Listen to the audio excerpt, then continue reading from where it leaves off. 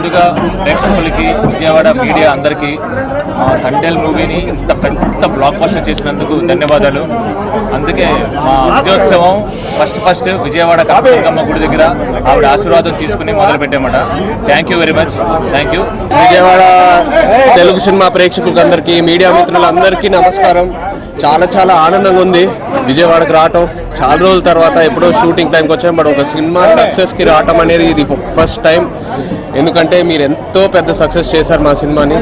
అందుకే ఇప్పుడే కనకదుర్గ గుడికి వెళ్ళి దర్శనం చేసుకొని ఇక్కడికి వస్తున్నాము. ఫస్ట్ 2 days కలెక్షన్స్ ఆ కలెక్షన్ చూసి ఎంతో ఆనందంగా ఉంది.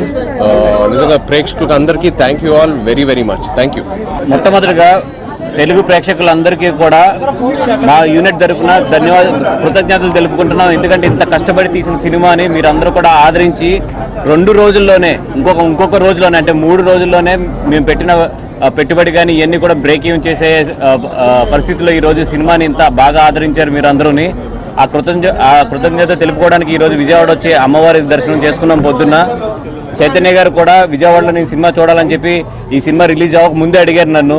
డెఫినెట్గా ఆ రోజు తీసుకెళ్తామండి, బట్ ఫస్ట్ రోజు వెళ్తే చాలా క్రౌడ్ ఇవన్నీ ఉంటాయి కాబట్టి 2వ రోజు డెఫినెట్గా తీసుకెళ్తామని చెప్పాము.